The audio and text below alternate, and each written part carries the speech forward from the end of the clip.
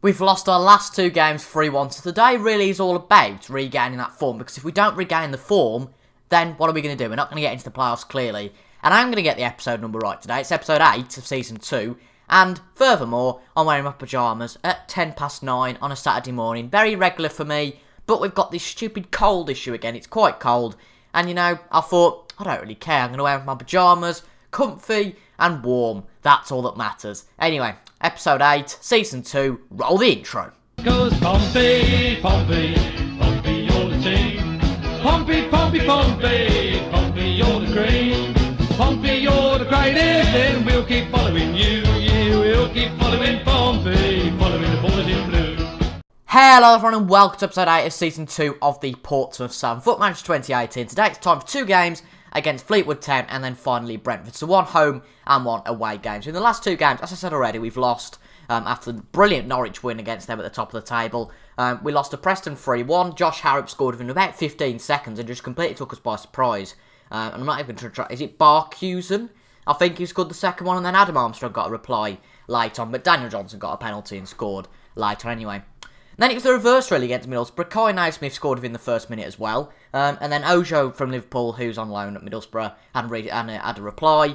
And then we lost 3-1. So it's not too great. And if you look at the last few results, out of our last 5 games, we've only picked up 3 points, which is really bad compared to the likes of back here, when we had 3 wins in 5 and only 1 beaten match in 5.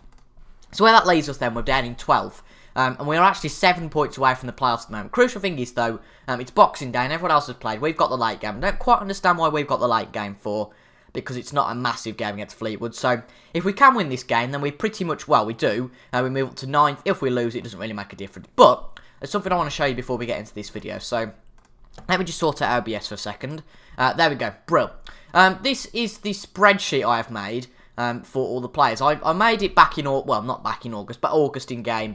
To show you the squad. I don't know quite now how this is going to work on your screen, but as you can see, these are all the players from August, and now these are all the players from January. And basically what I've done in this sheet is changed their abilities and potentials around from obviously when to what they were in August. So the interesting thing is, a few interesting things to point out, is that Adekanye has gone up to 5-star potential from 4.5, which is really good. But then some players, the likes of Donald Love, who's 23, has gone from a 3.5-star ability to 3-star ability within, what, 4 or 5 months, which is a real shock, really. And then he's gone down in potential as well. Liam McAlinden going down in potential as well. I mean, he's stayed at 2.5, stagnated there. But in August 2018, he got potential of, I'll just change this round to grey, you know, my OCD and all that. He got a 3-star potential in August 2018, but now he's only got 2.5 stars, which is quite bizarre. But a few notable things to look at. Luke McGee's ability has gone up and his potential stayed the same, but I reckon, to be honest, if he's rising by 0.5 star in 4 months, then he could get to 5 stars, and that's been an interesting development. Jack Watmore's also increased by 0.5 star. Gareth Evans has gone down, he's definitely going to leave at the end of the season. As well as Donahue's only going to be a 2.5 star player. But a few other players as well. Ben Close has gone from a 4 to a 3 maybe because he's not playing as much. Brett Pittman has gone down because he's 30 and he's getting on a bit. Obviously, the likes of Aaron Lennon, we hadn't got any data for. But Adam Armstrong, he's gone down from a 4 to a 3, even though he's on loan. It doesn't matter too much. But Ollie Hawkins has gone on loan to Scunthorpe, and he's gone from a 2.5 to a 2, and it's gone to the same in potential-wise. So it's really interesting to see that stat. And if you want to pause the video here, make sure you do that. But I'll just sort all that out now. So if we remove that source, and then we should be back. Oh, this is brilliant, isn't it? You know, proper good stuff. There we go. We're back on FM, brilliant stuff. But I hope you guys enjoyed that little segment. And if you want to see more of that, just pause the video and let me know if you want to see that every 6 months. So, another thing before we get started, blimey, it's going to be a long one today. We've set a lot of our young players out on loan. I didn't realise this, but actually the under-23s aren't in any sort of competition. So, they're just lingering around playing friendly. So, Marsh, Hancock, Lethbridge, Gandy, Maloney and Davis, all youngsters you don't really need to worry about just yet. Have all gone out on loan to respective teams in the National League downwards. But we like to get our transfer business done early here, because at the end of the day, there's 31 days to do it, but it just seems silly not to do it early. And because we've got the likes of Donohue out on loan not doing very well, Jordan Abita is for sale by Wolves for £675,000. I thought, you know what, let's go for it. He's only a backup player, so we'll contract talks for him right now, and hopefully we should be able to sign him in the next few weeks. And that means he'll probably be in second command to Wiggins. I'm aware that McCrory is also there, but McCrory's 28, So really, you've got a Beta who's 25 and Handstrup who's 22. So you've got a quite nice hierarchy in terms of age. Wiggins being 31, McCrory 28, a Beta 25 and Handstrup 22. I can see Wiggins going for this season, but at the end of the day, it's just more depth to if we do go up to the Premier League, or the likes of Wiggins getting some massive injuries. Just the backup, really, for those sort of players. But let's get into the game finally today. Then we got the game against Fleetwood Town. We've changed formation for this one purely because we've lost the last two games. We're going to do something to make a bit of a difference. So as you can see, we're playing 4-2-3-1 with McGee in goal, Love, Burgess, Watmore and Wiggins at the back, with May and Meyer in the middle, and then Pittman, Lowe, Naismith and Long taking up all the attacking positions. So let's just get straight into today's, well, I'll say straight into today's game. We've been going for 5 minutes, but sometimes you just got to show those little segments at the start. Keep you guys updated with what's going on, and FM's just close to me, that's brilliant. And at the end of the day, I think it's good to make you guys part of the series, and not just my FM, because at the end of the day, there's two reasons why I do this series. One, for me to enjoy it, and that's something I really am at the moment. But two, for you guys to enjoy it. Surely that's got to be the aim. For you guys to enjoy it, and I think for you guys to enjoy it thoroughly, you've got to be in the loop. I mean, there's some things I can keep a surprise. For example, if I didn't want to tell you about a beta, I could have kept it a surprise. But I thought, it's not that much of a high-profile signing, so it's not that big. Whereas Aaron Lennon was kept a little bit on the hush. But we're doing really well this season. I keep saying this. We're 24 games in today, but if we can win this game, it really gives a vibe of that we're finally back in this. Because if we lose 3 in a row, or lose 2 and draw 1, it kind of gives the vibe that we were just lucky at the start of the season and we're starting to dip a little bit. Because there's no way we're out of the relegation race yet. We're only 12 points as it stands off relegation, and if we lose the next few games, it could be quite easily said that we're quite back in the relegation race, which is quite crazy, really, to think after the start we had to the season. But you've got to be realistic with these sort of things at the end of the day. If we have a bad, we need to cut out the fouls. Well, stay on feet. Well, I thought that was the idea, to cut out the fouls. I don't know. But Naismith has a free kick. Been a bit of a boring game so far, but Jamal Lowe gets a goal on the rebound of that free kick, and apparently it was Freeman's mistake.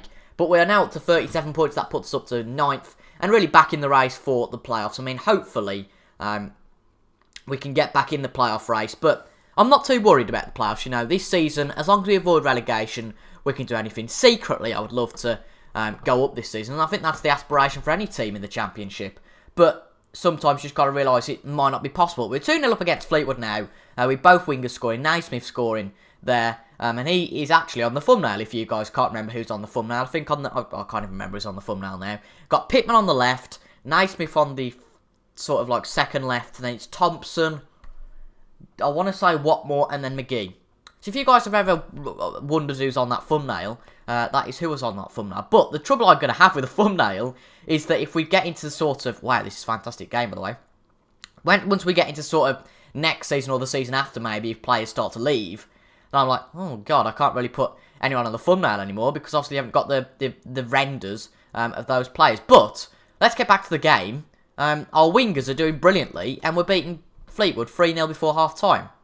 So I feel like this is probably the correct time to come back. And it seems that when we come back, that we do particularly well. I mean, for example, if you look at that last episode against Norwich, we won.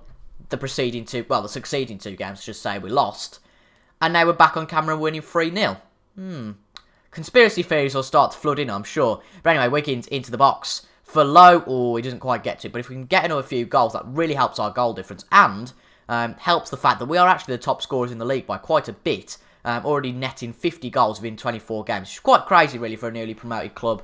But obviously that's a lot down to the likes of McAlinden. Getting 15 this season. That's really helped. But Pittman through to Long, and Cairns saves. I think it's Alex Cairns who plays for Fleetwood. I'd be pretty good if I get that and could be quite impressed. Alex, well done, me. But his best role is a sweeper keeper on attack, and I hate sweeper keepers who like to play on attack. I had one at, I think it was Leipzig, and I can't remember who it was, but that really annoyed me at Leipzig, because I don't want you to play as a sweeper keeper on attack. The aim of the goalkeeper, and I think I said this while we were playing the Leipzig save, is to, keep the ball out the net and just chuck it out. That was proven by Claudio Bravo for City last year in real life, because he tried to be the whole, ball-playing goalkeeper. Well, the goalkeeper's there to save it, not to do any fancy tricks. Well, it's 3-1, the comeback could be on here, but it's a little bit like centre-backs. I don't see why a centre-back would run 70 yards up the pitch. In my footballing philosophy, The goalkeeper and the centre-back's there to chuck it up. Fair enough, the full-backs are there to run up and down the pitch if they've not got winger support. And I think that's probably one of the hardest jobs in football, definitely, to be a full-back. But I don't see the point of centre-backs being, not attacking, but as being in a supporting role, because at the end of the day, they're there to keep the ball out of the net, which is what we try to do. But we've made 2 substitutions anyway, getting back to the point. Marcus Brown's come on for Myler. It's Myler. And McAlinden's come on for not for May. Well, it's not a goal. If you guys aren't watching, basically, Naismith put it into May. May put it in for Burgess, who must have been offside. Yeah, he's offside, to be fair. He did put it in the back of the net, but that did not count. We put McAlinden on for Chris Long anyway, and hopefully he can get a goal. He's been a bit stagnant, I'd say, recently. He hasn't played too well, but a goal here would really help, which he hasn't got a goal because he's been nowhere near the ball. Watmore, Brown, Naismith, Brown again, May, Low. Oh, we lose the ball, but we get the ball back for courtesy of Love. This is good. Adam May, Brown. Oh, we've lost the ball. That wasn't so good. Devante Cole, Burns. If they get a goal now, they're really back into it. But Watmore gets it back. Can McAlinden run up the pitch now? He's only by himself. McAlinden lose the ball. Bit tricky. I'm aware of that with one striker. That's why the wingers are, really helped by playing so well today. Burns in the box shoots and McGee puts the ball behind. I'll tell you what, we've got 2 fantastic goalkeepers. There's a lot of players that are available in the transfer window this January. I might show you at the end of the episode. But I think we've got a really good squad. I don't want to buy too much to upset the camp, if you like, because that would just seem a bit silly. Because if you've already got a good squad, you don't want to upset the apple cart. So so they all say, because it just seems logical to keep the players you've got. I mean, if they're playing well, if it's not broken, why fix it? No, get it right. If it's not broken, it's something like that. If it's it's 3-2 now, but I think that won't be any more than a consolation. But it won't count. That's good. But if it's not broken, don't fix it. I'm sure that's the phrase, but it doesn't sound right. But it is the phrase. If it ain't broke, don't fix it. I don't know anymore. I question myself a lot with all these phrases. I mean, I'm quite not proud to say, but I'm quite admitting that I fumble over my words a lot in these videos. And when you commentate for a long time, I think that's only inevitable. As long as I don't have too many of these voice breaks, that's all right. Luckily, someone who doesn't suffer with too many of them. But if I had one of them on a video, especially like a live stream that I can't really edit out, it would be a little bit embarrassing.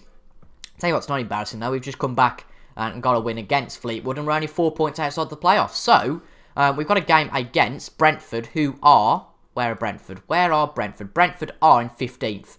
And if we win that game, we could be as high as 7th by the end of the episode.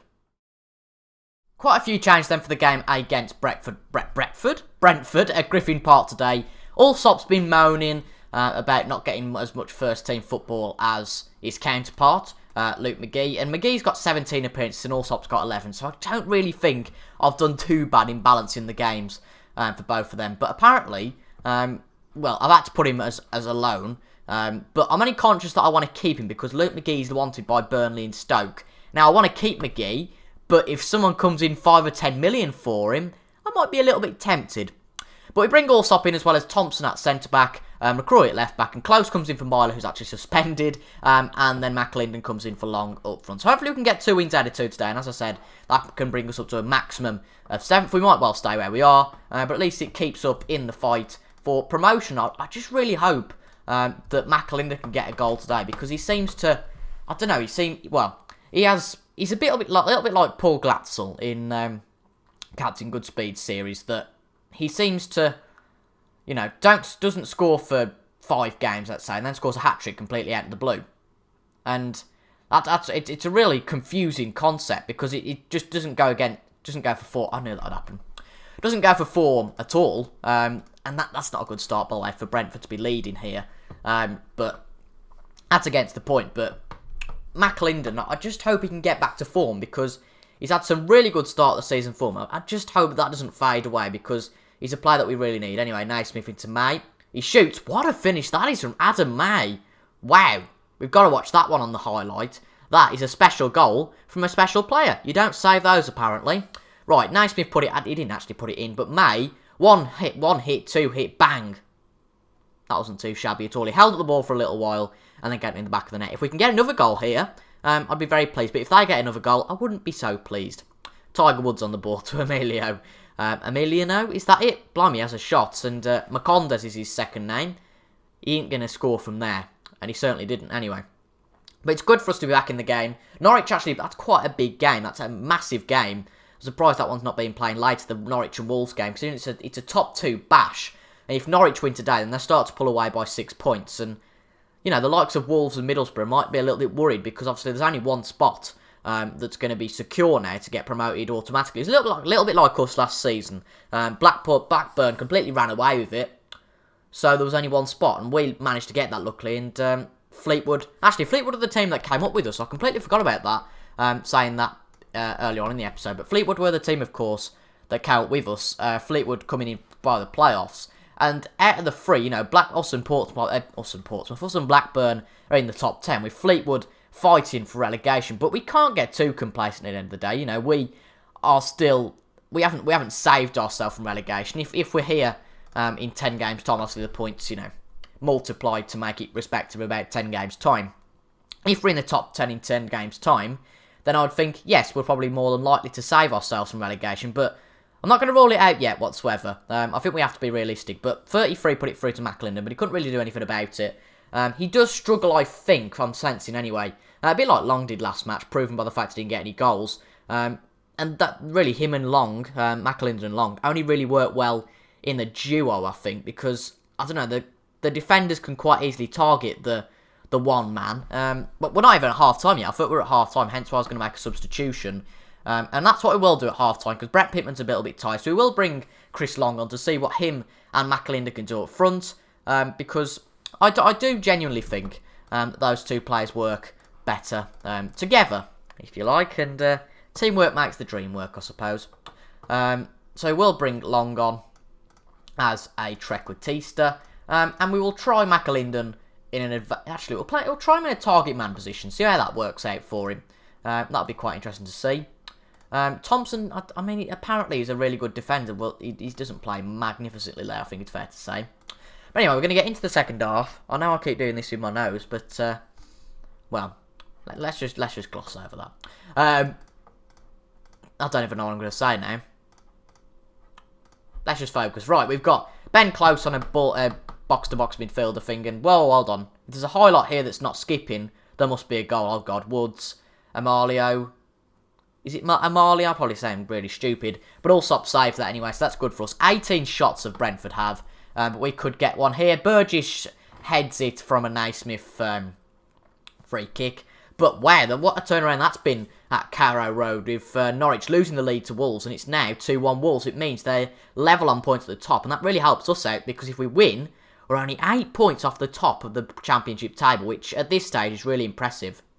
McAlinden, though, can't win the aerial battle there. Vibe to Woods, runs through. Canos, come on, number 3. Oh. Why? Why give away a penalty like that? McCrory's given away a penalty to Brentford.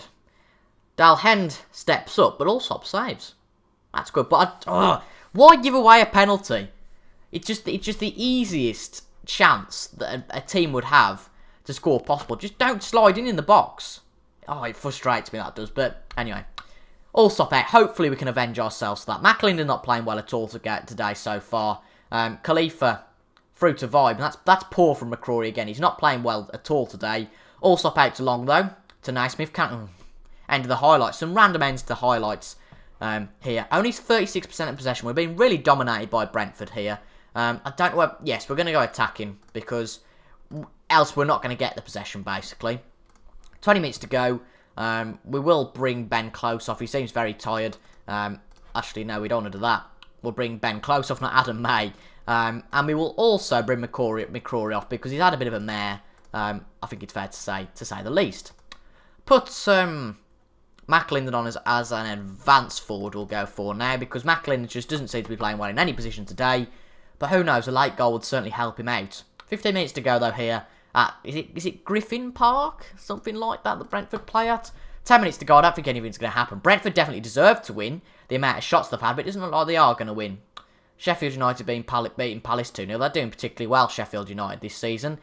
Oh, okay, 3 minutes left of extra time, but we do have a highlight here. Novak loses the ball to Brown. Naismith, lovely ball through to McAlinden. McAlinden to Long. Oh, Dalhando's got that. Wiggins wins it back. So it's all a bit crazy. We don't quite know who this opportunity is going to fall to, unless there's a clear breakaway. Brown, Long, McAlinden. McAlinden to Naismith. Oh, Nesta gets it back, but Wiggins gets it back. See what I mean? Like, you can't tell who it's going to fall to. Thompson, Brown, May. Out on the wing to Lowe. Oh, we've lost it again, but we've won it back straight away. Naismith, McAlinden in the box, he shoots. Oh, that was so close. He should have hit the back of the net. I agree with the commentator there at the bottom. And that might have been the best chance we had to win. I think it might have to do with McAlinden, what we've done with the Banks landlord. Give him a bit of a run out the side. And see whether he wants to play, because he's played particularly poorly today. He played poorly last time. And there's only a certain amount of times you can give a player a chance. I feel a bit unfair, yes, because he scored a tremendous amount of goals this season, but he hasn't done magnificently. But that's a draw against Fleetwood Brentford, so that's not a too bad episode at all. We won't come back for the FA Cup match, because in my opinion, our main aim is Championship survival this year, so unless we get to, you know, maybe the fourth round and we get a big club, no disrespect to Scunthorpe or anything like that, but yeah. So we will come back, I think, for the... Ooh, this is a tricky one. We will come back for the... I'm thinking the Ipswich and Fulham games. They might be... Yeah, let's go for that. So we'll come back for the Ipswich and Fulham games. We'll have done the full transfer window, and you guys can see that. So I think that's really good. And yeah. But what bit of news to bring you, of course, is that a beta will sign from Wolves on the 1st of January. I haven't done a scouting report on him yet, actually. But he's looking forward to move to the club, so that's really good to see. And hopefully, he can do a little bit good for us. And he's a Liverpool supporter as well, so puts him in good stead with me. Anyway, I've been TIJ. Thank you all so much for watching. And I'll see you tomorrow for episode 9 of Season 2 of the Hensford save. I haven't done that too many times this season. Of the Portsmouth save. Anyway, thank you so much for watching, folks. I have been TIJ. Let me know what you think, transfer suggestions-wise, I might well bring in, whether that be January or the end of the season, and who we ought to offload, according to those stats earlier on the video. But anyway, I've been TIJ. Thank you all so much for watching, and I'll see you guys later. Goodbye.